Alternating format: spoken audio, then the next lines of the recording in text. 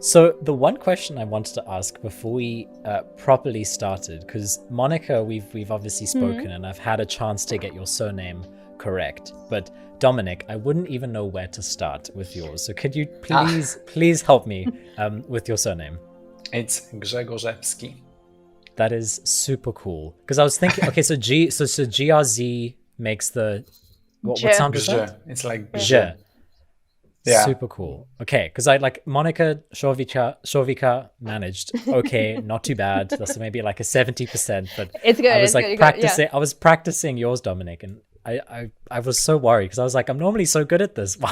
Why did I had interviewed someone with the surname Ambrozievich, which I was very proud of. But I haven't seen your combination of letters before. So the first part of my surname Grzegorz is like Greg or George in English. Yeah. Right? Yeah. So it's like this is how it sounds in our Polish language, but Grzegorzewski as a whole is typical like Polish surname. So that's why you might have some troubles in pronouncing it, but just don't care. It will be a fast part. On that note, Dominic and Monica, welcome to the OfferZen podcast. It's such a pleasure to have both of you here. Well, we're super happy to be here and have this chat with you from Amsterdam and Poland. So it's it's super, like, it's a global conversation. So it's really global conversation. Yay, technology. Yes. Well, let's hope it stays with us. So there's no Wi-Fi. Yeah, absolutely. So before we dive into our conversation today, I've prepped a few rapid fire questions just to get to know the two of you a bit better. You haven't been able to prepare for them, so here's a curveball. But you shouldn't have to think about them too hard. Just say whatever comes to mind. So Monica, I'll start with you. After a really tiring day, how do you spend your evening? I work out mostly. So either yoga or running. Like, I always find something to get my body to relax and my mind after work. And Dominic? Yeah, I usually go for a long walk with my dog. So it's really relaxing to play with him, and you can simply take the fresh air.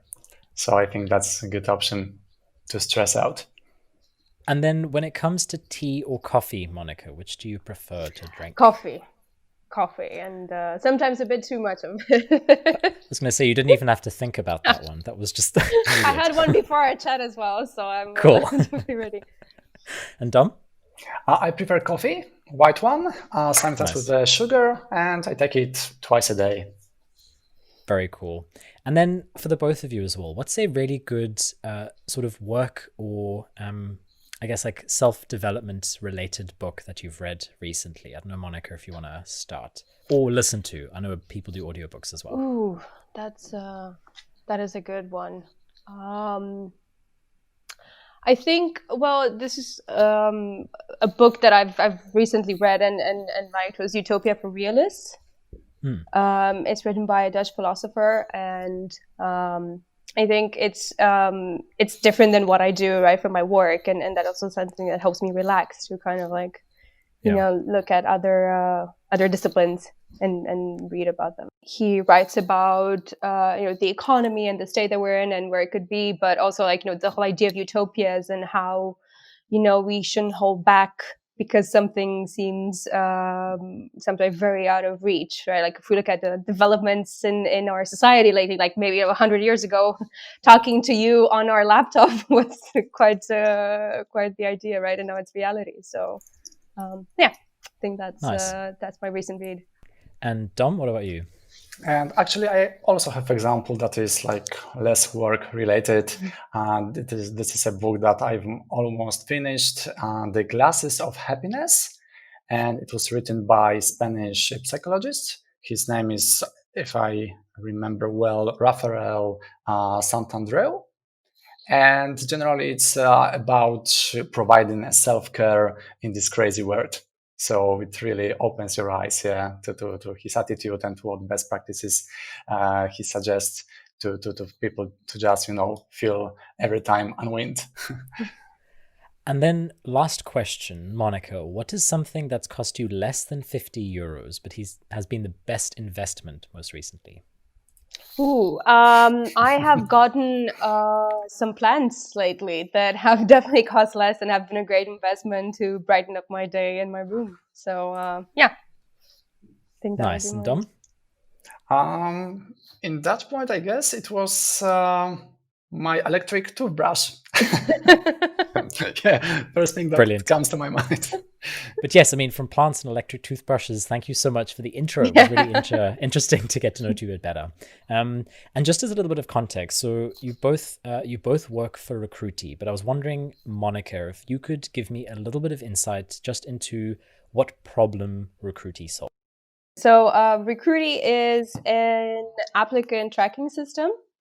So basically, it's a software created for hiring teams of all shapes and sizes and industries that will basically help you launch your hiring plans and be able to hire people better and have everything in one system. So clear overview of your pipeline, easier way to interact with candidates, and get rid of all the Excel sheets and email threads and the difficulty of that can be with the hiring process. And what is particularly interesting about solving that problem for you? Like, what do you find most interesting about how you can use software to help with those challenges? Well, I think it's just the efficiency of it that having a software like definitely helps with your time management and with your time to hire, which is quite important if you're in this industry. So yeah, I've always been a fan of tech and the benefits that it can bring. So I think that is the one key factor. You can be more efficient. You can work collaboratively with the team, and all in all, just hire better. Well, I can add that we simply strive to make great hiring accessible to all. Yeah, and I love using Recruitee because I'm the key user in Poland of our software, and I can say it's extremely user friendly, and it has some top-notch features that are dedicated for recruiters and hiring managers. So I can say completely honesty, not just as a representative of the company, but so far it's the most efficient recruitment software for me that I've been using. And I was working for a few, and this is the best for me now. So, I mean, maybe just while we're talking about this, to give some insight into why you'd say something like that, Dominic, could you just give some a little bit of an introduction into what your role is at Recruitee and what your day-to-day responsibilities are in that role? Yeah, sure. So currently I work as a talent acquisition specialist. So I'm basically responsible for end-to-end recruitment in technical field here in Poland. And I support managers in bringing expected talents on board. And I also ensure that candidates have the best possible impression about our hiring process. What else? I care also for the right employee experience. So by being close to people, teams, and to provide them advisory in some soft areas like talent management or skills progression. For example, if I might say, I lead learning labs. It's like our internal knowledge sharing program for all our colleagues. And because of this, I'm really happy to own and coordinate such initiative. So yeah, I think I'm quite busy man, both like internally for our colleagues and also for the candidates. So yeah, that would be all in a nutshell. Cool. And then Monica, same question to you. What's your role in a nutshell? What is my story? So I'm the community manager at Recruitee. So basically, I make sure that we, are closely connected to our customers, our followers, pretty much like our entire community online, mostly since offline hasn't been happening that much lately. And it goes from conversations over our social media channels to newsletters to customers. I make sure that we are in close contact and find out where are their pain points, what are they interested in, and use our resources to help them. Super cool. And just out of interest, because I mean, you've mentioned now that you're sort of distributed as a company, but roughly how big is your company at the moment? Just more or less. We are almost 110 employees strong. So yeah, a few months ago we crossed 100, and yeah, I think the number is only growing.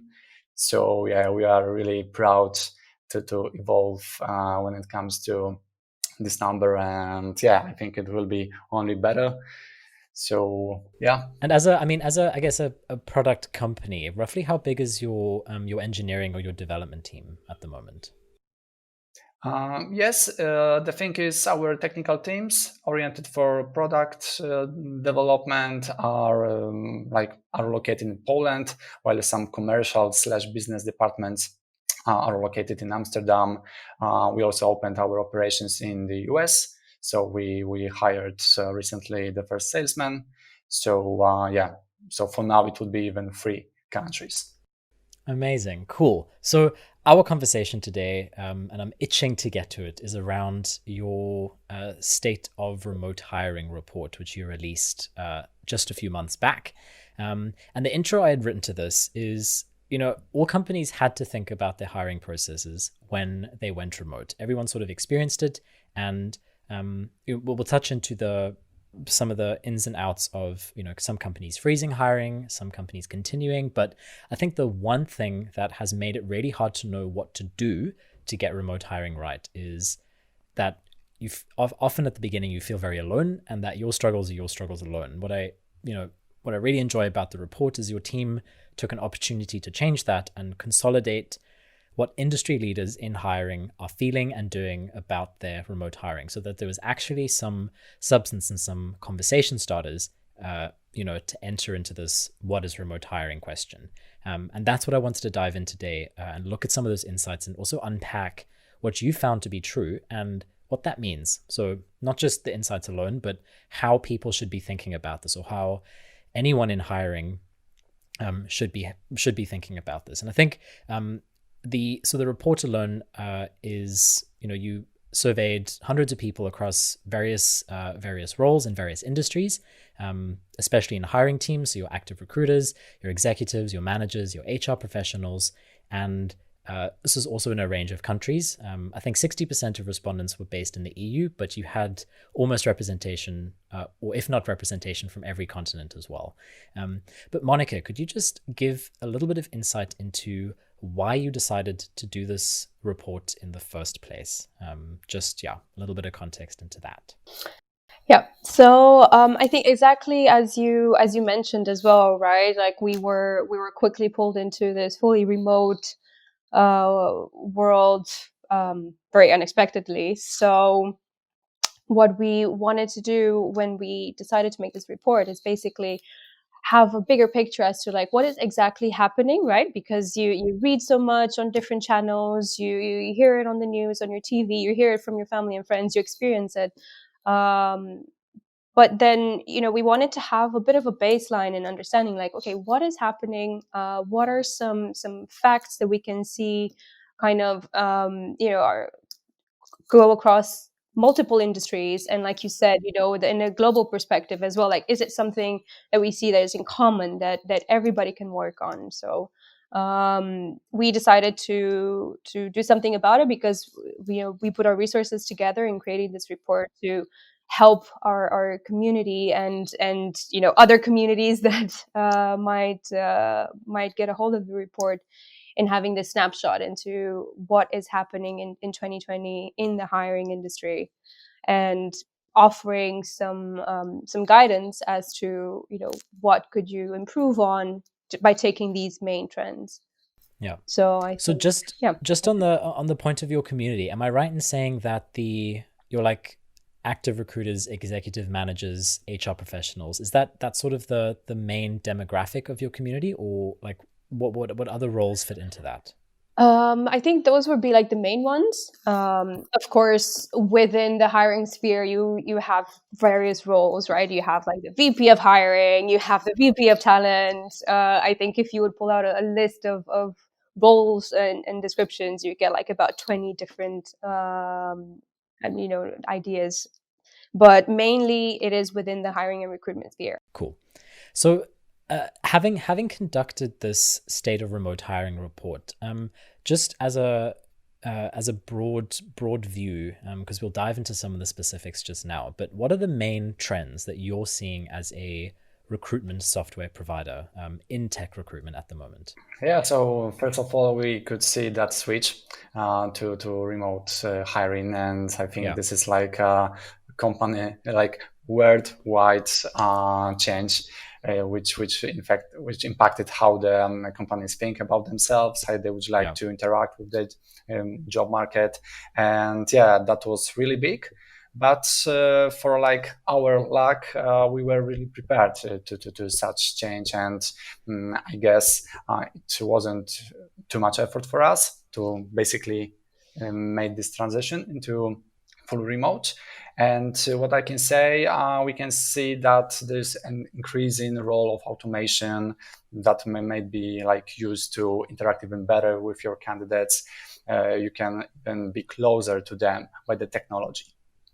We can observe more smarter and smarter recruitment campaigns, which are leveraged by the well working technology, and that also helps companies somehow stand out of the crowd, on the market.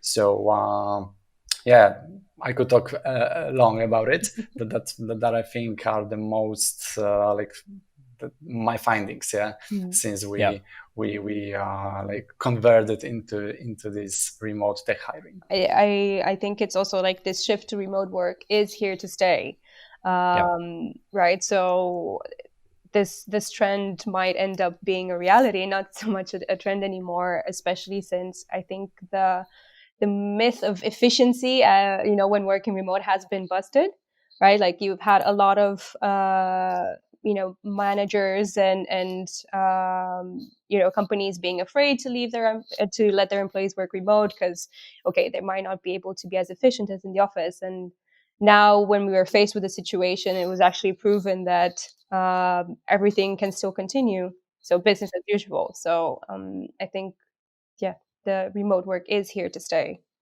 for the long run. And I think so, based off what both of you has said, as a company like OfferZen, which is, I mean, our main community are software makers, from developers all the way to tech recruiters and CTOs and engineering managers. And something which I think a lot of people in the software industry in particular have realized is that tech professionals are in a really lucky position when it comes to anything to do with remote hiring, because like they are almost already well set up for like remote in general, whether it's remote work, also remote hiring. That being said, and this is sort of pointing to one of the insights from the report, which was that at least from your survey, it showed that the IT and software, or the IT software and e-commerce industries were the industries that most benefited from this move to remote. That being said, one of the things that came out of the report was that a lot of companies still don't or did not have a remote hiring or remote onboarding policy, or at least were relying on old unaudited processes to do so remotely. Monica, could you just tell me more about what does that insight mean? Yes, so that was actually very surprising for us when we got the results back from the survey, because over 50% of participants said that they don't have any remote hiring policies or remote onboarding policies in place, and they still continued to hire remotely. So basically, you need to think of such policies as sort of the foundation, right, that can help you create a stable and proper process in place, and are instrumental if you really want to hire and engage with top talent. So not having these in place can lead to issues, right? Like not onboarding an employee properly can cause quite a bad impression at the start, right? And you only get one chance for a good impression. So if you would hire someone and then they don't have the proper software in place to use, or they don't know who of their team they can reach out to depending on their needs, they might feel alone. They might feel like they don't know how to be part of the team and the company. So honestly speaking, the rules of the game have changed. So many companies who haven't adapted into remote manner, they should do it, as fast as quickly. So I think that change to fully remote hiring won't end in a short time. So this is the new reality to which companies should adapt. Dominic, as someone who's in recruitment, what does not having a remote hiring policy do to your tech recruitment? How does that impact the way you do your job on a day-to-day basis? Well, first of all, I can be visible with my offer and some selling points in job advertisements, because if we wouldn't have such remote hiring and onboarding process, potential candidates couldn't see us, or could just simply ignore us among the other competitors. So I think it's a good advantage when you when you are online and you know how to do it.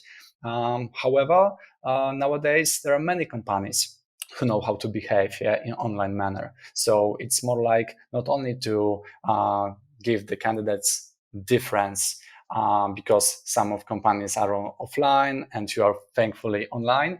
This is like finding the ways how to expose yourself among the crowd of other companies who are very keen to make their online presence. So I think that's the challenge, how to set a remarkable image of your company and basically expose what's best in your offer and give the difference. So I would say that it's the main our ability should be oriented around telling the good story behind the teams, behind the company. And what does a remote hiring policy require from a hiring team? What is it if someone doesn't have one and they want to put one in place? What does it need from a hiring team? I don't know if there's a good first step. I'm sure there's a book that could be written on this, but what is one thing that someone really needs to get right or needs to do first? Well, if we would stick only to one thing, I think it's the mentality. Once it's changed, then everything can be launched. So I would definitely start with this switch in people's minds that it's possible, it's doable, and every company may switch in a short time into remote manner. So I mean, on this idea of changing mentality, because I think what I've heard a lot of companies say is, well, we don't want to go to a fully remote work environment, therefore we don't need to worry about figuring out remote hiring. With that said, how do you start changing the mentality in your team, or what are things you can start doing to work that out as a team? Okay. So I would say in a way, so one's mentality is changed or is more prone to be changed in such new conditions worldwide. I think we could just start inspiring by the companies some role models who already did it. And I think nowadays you have many resources available on the web. You can even consult with companies who already did it. And I think it's all about taking the good examples from them and basically try to adapt the shape of processes, some decision-making mode into your reality. So first I would like to, if I would be in a place of such company who hasn't managed to be online, just to inspire itself and basically catch the best practices, what worked out so far in the other industries. And I know that it's a matter of change management. And the new reality always may bring some, anxiety, uncertainty towards teams, towards people, but there should be some good advocates inside the company for such change, and they should basically, act in a way that it will be driven in an efficient way. They should be ready to, answer questions, clear out any doubts, because it might be painful. I can imagine it, but all in all, I think this change on the long run would be very profitable. Yeah, because I think there is no other way to make it than just to adapt to these new working conditions. And thanks for it.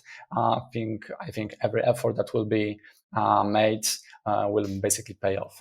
And just one thing to add to that, another way that could help change the mentality is also the feedback that you get from candidates. So I've had some discussions with some of our members on our TA Facebook group, and some of them actively said that they've had candidates from the very get-go ask about the remote possibility and like working and continuing on that front. So it's not so much that remote is a perk that you're offering, but it's already from the get-go a plus if you want to get the best talent out there. So I think that could also be useful to hear from the candidates themselves what the story is, and not just guessing. I think, yeah, that ties into the earlier point that Dom made about it being a competitive advantage in the talent acquisition space. And I think developers in particular have been pushing for remote work for a long time. So this is like a candidate-driven thing. But what is, exactly, like, I probably should have started with this, but like, what is a remote hiring or onboarding policy? Is it a document? Is it just that you say it in a meeting once? Like, what does it actually need to look like? Or what should companies do to have one? Yeah.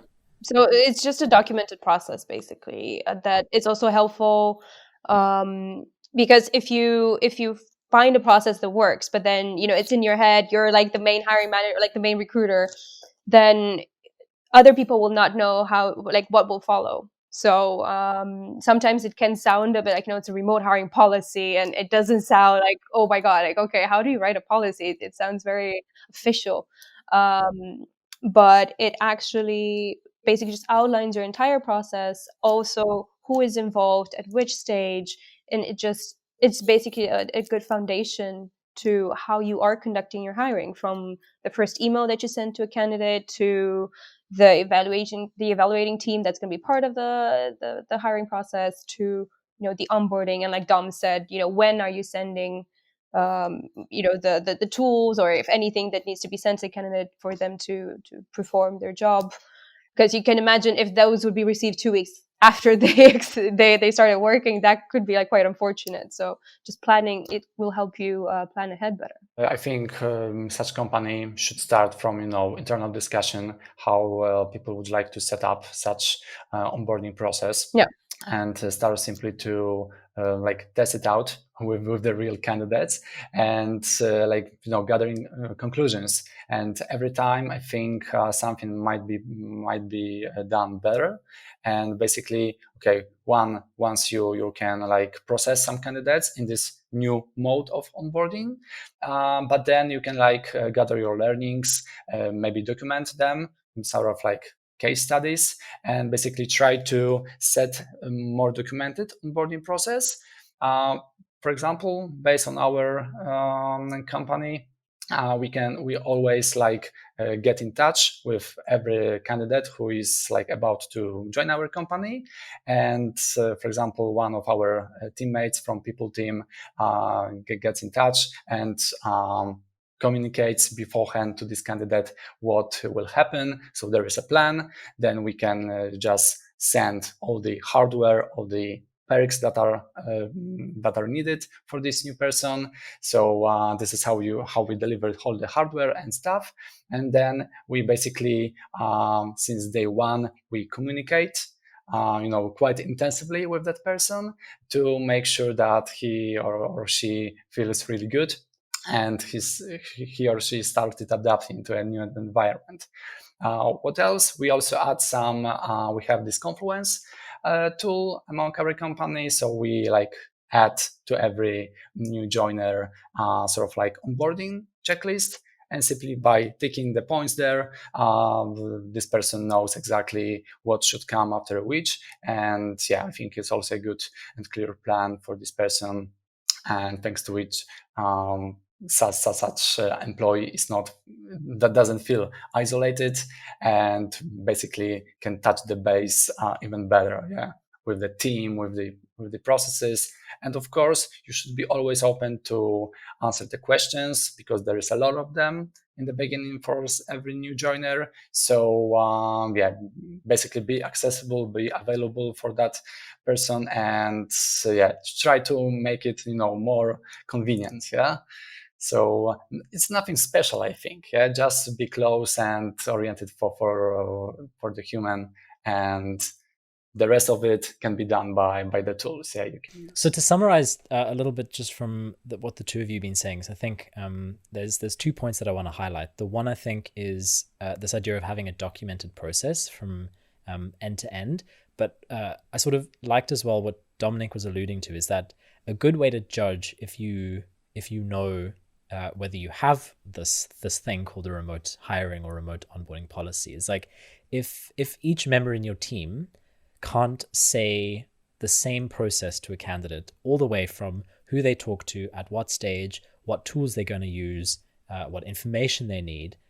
If that information is not accessible to every person in the hiring team and is not something you can communicate at the very first interaction with your candidate, you probably don't have a policy, or you probably haven't communicated that policy well enough, because that is something that you should be able to just lay off. If someone said, who am I going to talk to at this phase? You're going to chat to this person from this team, you're going to have this conversation, and this is the information you need. And that should be something that lives within, as you said, Monica, the entire team, and not just the singular person. So I think that's very, very interesting.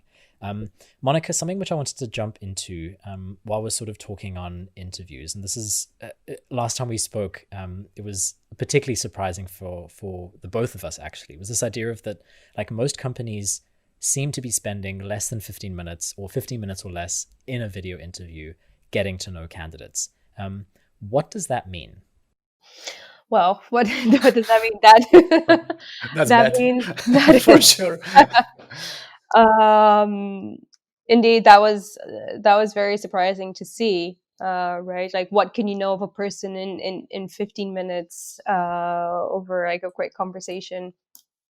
That, I mean, my assumption would be that also that might have something to do with the high volume of candidates that some companies can see, and I think that was especially the case in April or May, where of course we did see that a lot of people were being laid off.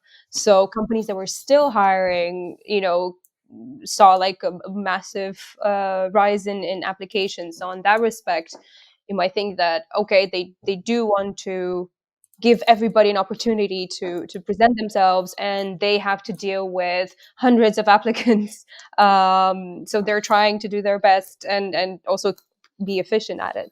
However, again, 15 minutes, I don't believe it's enough time to give you a good insight into the person you're talking with. Exactly. As a recruiter, I can't imagine doing just a 15 minutes interview. If you have only such time for a candidate to make the screening, then don't do it, basically.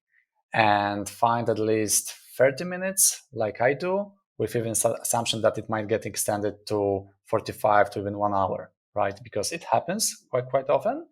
But because let's imagine, what a candidate might think if you just shoot the questions and you state yourself in the position of, I am Mr. Interviewer, I rule our call and it will be under my control. And because of this, our candidate's experience suffers badly. Such person is feeling pushed to give short answers, and there is no time for question about the role or team. So if you really own your recruitment process, try to craft this candidate journey to be friendly and informative. It's really beneficial for both sides. And I mean, so I just had a question. why is 15 minutes too short for you? Like, what information are you trying to get out of that first chat that it takes 30 minutes? Like, what kind of information do you find important, or do you think companies who do that first call should look for? Okay, yeah, I can say that I located myself in the recruitment world because it was the curiosity about people's motivation, about what they've been doing before, or why they would like to join the new company. And in such short time of 15 minutes, you can't learn the story of the candidate, right? So if you don't express such a curiosity, I think you are not in the right place, for yourself, meaning professionally. And what else? I try to screen the most relevant experience when it comes to the roles expectation. I try to find out which areas are strong enough in candidate, which might be getting stronger and stronger when he would be offered such a job. And I'm asking about also for some, funny stuff to make the conversation more cozy. And we are also touching the company itself. So there is a lot of questions giving me about the team. In tech role, it's all about also technologies, what kind of best practices the exact team has. So I think if the conversation is good, we can talk even for 1 hour with such a candidate. Yeah. If you have the feeling that it's going well and you really like this person, I think it's a really pleasant chat. But of course, you have to find between the sentences what you are counting on, right? So I think, what I think that came from, or my assumption is that a lot of people saw Zoom calls as really tiring, really draining, and they didn't want people to sit on a call for an hour as like a first engagement with a recruitment company. I also think that an hour is quite a expensive investment in resources for just a screening call, which I think is potentially why companies are tending towards spending less time. But I think, as you said, Dom, and Monica, you said the same thing. It's like it's not enough time to understand someone's story and someone's motivators. And I think I had this chat with someone, a tech recruiter, not too long ago, where he was saying when you're hiring remotely, just matching a job spec to a resume is not enough anymore. Like, if you just do that, you can get 1,000 people who would be right for the job. You actually have to find out what this person wants in their job in order to know if they're going to fit your team properly, especially in a remote world where you're not just hiring in your city anymore. You're hiring from any country around the world. And to your point, 15 minutes isn't a long time if you're trying to figure that out. And it seems like there's a switch between making the interview about you as a recruiter and making the interview about your candidate. And if you do the latter, then you will spend more time because then you're giving them the opportunity to tell their story, ask their questions, which, I don't know if either of you have anything to add to that. Referring to it, I can say that one of my most favorite questions that I try to ask in every interview is how would this job advance your career? Yeah, and that gives me some idea in what kind of areas this person would like to develop, if there are any counter offers, why this one this person chose. So I think people tend to talk really long about this, but I think it also summarizes their motivation, and this is the story that I'd like to find out. Yeah, and I think we also need to be a bit more mindful when we talk with people now, right? Because you don't know the reasons behind their application. So, just taking the time to also first just check in, right? To see how are you doing, and just try to keep that human connection going, and not just indeed be like, okay, can you do this? Can you work in this program? Have you ever used this software? Great, thank you. We'll let you know. Goodbye. I mean, if someone is applying and they've had a difficult situation, how are they going to leave that interview? And if you call them back, right, because you liked what or the bullet points matched your needs, do you think they're gonna continue the conversation? Maybe not. Yeah, I was going to say, as like a community manager who works with people in the TA space, like why is that human connection proving more important in remote hiring? Well, I think in general, like all of us are now like striving for more human connection, regardless of the industry. But I mean, we are, even with the automation and with software and everything, we're still like, people hiring other people. So yes, you have the tooling that allows you to be more efficient or to organize yourself better, but you're still hiring, right? You're hiring a person that has a particular set of skills and particular, like dreams for their own career. And I don't think you can ever take the human out of HR, the H out of Yeah, HR, so to speak. and you can just like ignore the human face in recruitment. Yeah, how's that? It's out of the question. And I guess what I try to do is to imply so-called recruitment with a soul. Yeah, that I try to even sometimes reach the root cause of what candidate is saying to me. And yeah, this is it. So of course, we have this robotization and automation trend, but I guess recruiters won't be so easy to jump off of these seats, yeah, in HR team, because we can.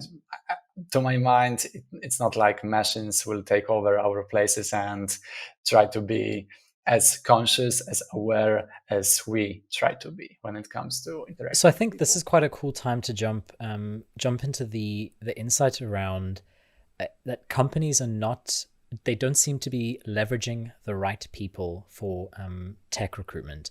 And I was wondering, Monica, if you could just start with like some context around that insight. And then I'll like to find out from Dom what that looks like in recruitment. But just to start, Monica, what does it mean that people are not using the right people in their tech recruitment? Yeah. So this was also a result from our survey, where we saw that 25% of participants mentioned that they've witnessed a decrease in the number of people involved in the hiring process. And when you think of the process itself, like yes, you have the recruiter, but you also have the hiring manager. You also have other teammates that might evaluate the candidate. You might also have a COO that wants to have a final say in terms of that person making the team.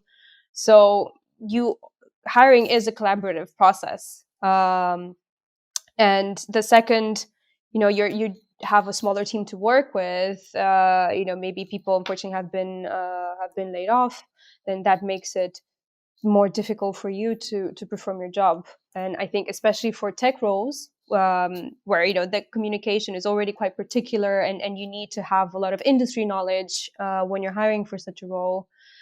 If you don't have the hiring manager present in the process, then you're, as a recruiter, you're just tasked with the action of finding someone for X position in the software team, for example.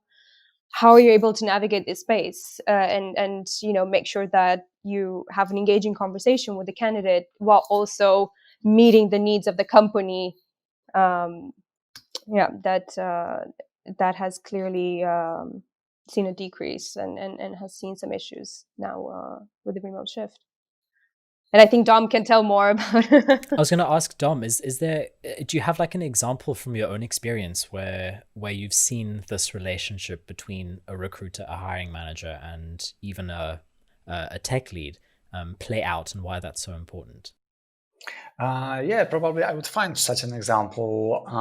Just to start with some rule. Tech specialists don't want to waste time for hearing the bullshit from recruiters. Yeah, they challenge them quite easily, and they can find out, in a second, any mistakes in tooling and programming languages.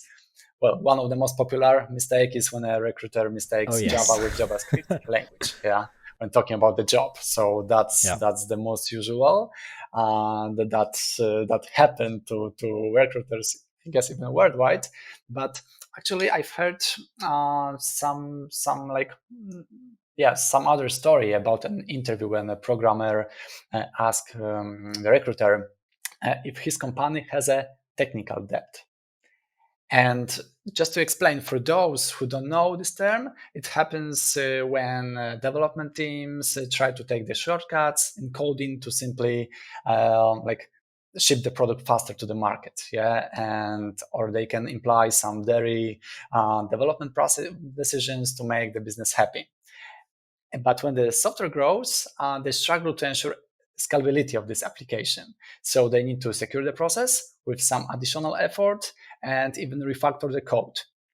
And to be honest, it's painful from time to time, but almost every software development company runs into such decision, right? It's nothing bad, and IT companies don't suffer so much as we could imagine. And given this question, guess what that recruiter said? He was struggling first with an answer, but suddenly said, "No, I don't think we have any late payments with our technological partners." So that was it. And okay, just a funny misunderstanding of the question, but a couple of such things during one interview may turn that candidate won't be willing anymore to talk with this person who is basically not keen on tech industry. So advice here for every recruiter: if you are not sure what kind of answer should you give, just ask for rephrase the question, or basically tell you will ask your tech colleagues.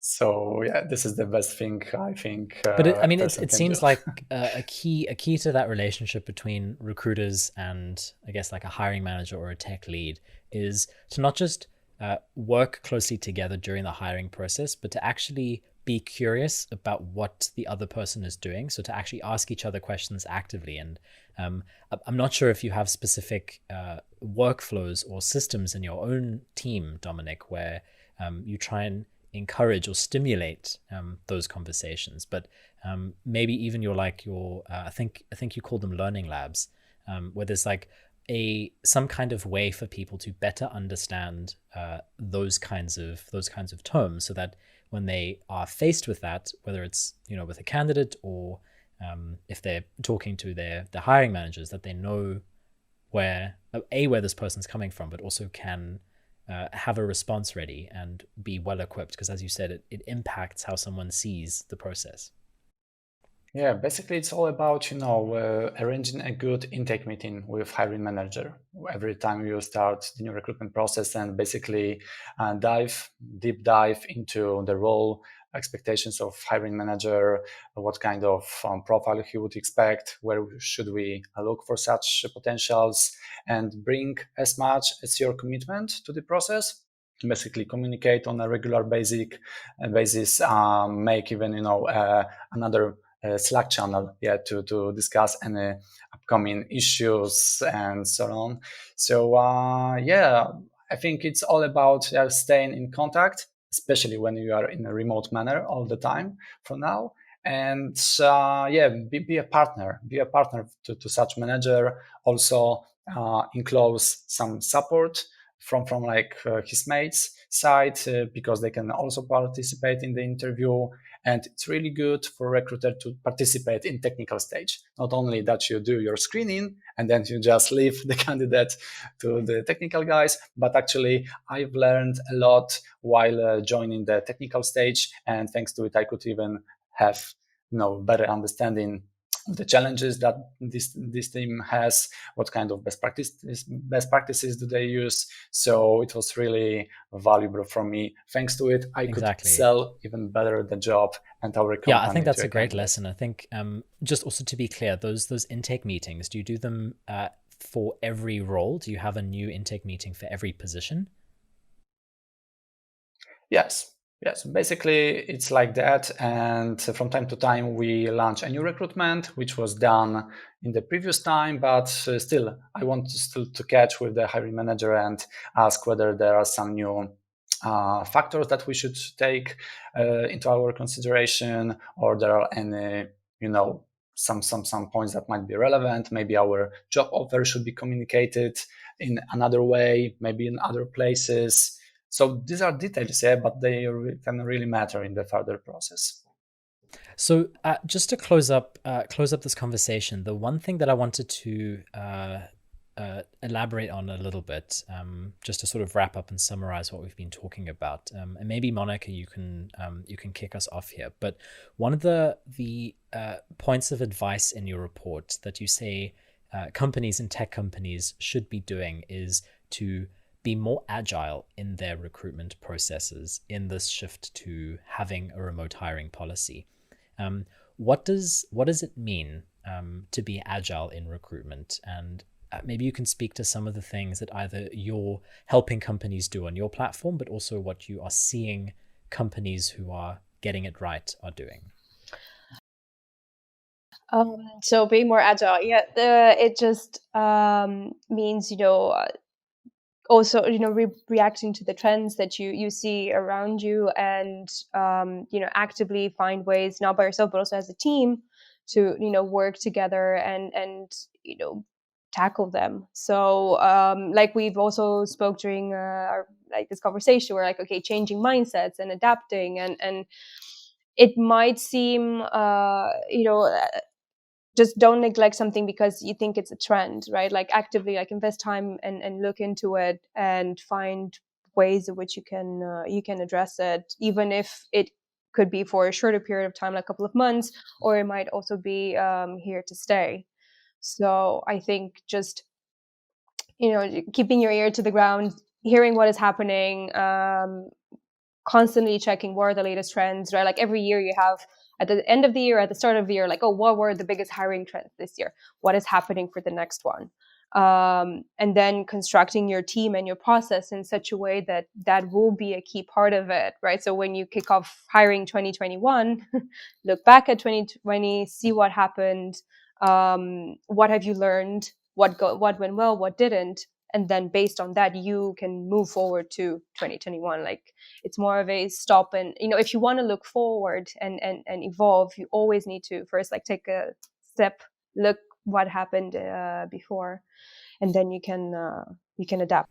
Yeah. So just to highlight something you said there, because I think you put it really nicely, is there's this idea of, or the difference is between taking this new trend and trying to squeeze it into your current team or your current process, versus taking your team and your process and saying, how can we like work around this new trend? And I think this ties back to this idea of trying to rely on old unaudited processes in this like new world, as opposed to really taking a step back and, as you said, investing time. Because what I think I'm hearing from companies like yourself who put these reports together, or even Cadility put a report together, OfferZen put a report together, is like the people who are doing it well are actually spending and investing a lot of time into figuring it out. Like it isn't easy, and it's not going to be something you can figure out in a day. But the people who are getting it right are really investing the time into it, which I think, is almost obvious, but maybe not as obvious. Maybe not, indeed. I guess it also, it comes with the times, right? Like unexpected shift to remote work. You need to check, your company's state. Are you financially stable? Are you able to, keep on your activities or not, depending on your industry? Like, of course, there were a lot of things going on at the same time if you look at the start of the year. But let's say if we look at where we are right now, then you've already had some lessons learned from the previous months. So there is, not a lot of excuses left as to why you shouldn't look into new processes or find new ways of working together and hiring. Yeah, that's the thing. In agile recruitment, I would tend to validate every time my methods of bringing candidates to my pipeline. And it's also, some kind of mentality when you should also teach your hiring manager that we don't even have to look for a perfect candidate, but rather to buy for us the high potential. Because in many occasions, I could see that candidates had perfect skills to sell themselves in a really good way, and then it turned out that weren't like so good performance. So you have to like somehow dig in the candidate in a wider scale and try even to challenge hiring manager's decision. So why we are not taking the best one who is like fitting literally our job requirements, but actually somebody who is striving to learn, and may give us, a lot of from the side. So that's also important to be conscious of that. So just so I understand, when you said validate your methods, what do you mean? I guess every time the other methods can bring you like the good effect, but with like another catch, I think it might be more difficult to bring the good candidates to your pipeline. So it is like a dynamic environment. Yes. So from one time or in such a period of a year, it might be more difficult to attract the good potentials to your company, while in the other there will be more available talents. And this is what you should do to examine these methods, even to based on your analytics in recruitment software. Yeah, this is what we have as a Recruitee software provider, and in our ATS you can simply see how efficient your recruitment process is, what kind of sources, job boards are the most effective in bringing candidates. So I think this is the way. Yeah, you should always like confront the reality with what you do and simply try to strive to be even better.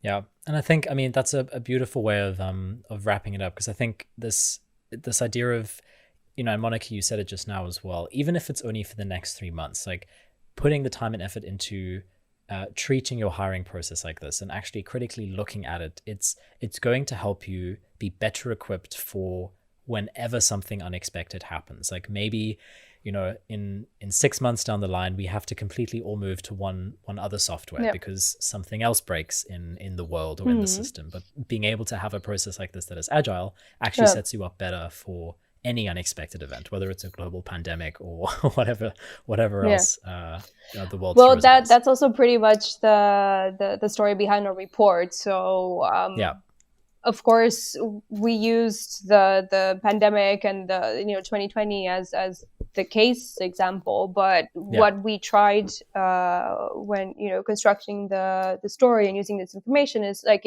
food for thought for the future. So how should you be better prepared? Indeed, like you said, maybe next year there's something else, or 2 years from now. Like, I think what we've learned from this year is how easily things can shift from one way to another and very quickly. And again, this goes back to the need to be agile and ready. So next time, you will have some systems in place. You would have some processes. You'd be like, oh, when we had to hire remote 2 years ago, we did this. And then you can also replicate in the future. So, yeah, absolutely. And I think this is, as you said, should be food for thought. And hopefully there are many conversation starters in this discussion that people can take back to their teams, their hiring teams and their companies, and use it to improve their recruitment and enjoy the benefits and opportunities in being able to hire people remotely and onboard them remotely. But Dominic, Monica, thank you so much for your time and your knowledge and your insights. It was really, really interesting to hear from you. And I will link your report in the show notes so people can go and check it out in more detail. But like I said, it was a pleasure to get to unpack this with you. Yeah, thank you for having us. Yeah, it was great to be here. Yeah. Awesome experience.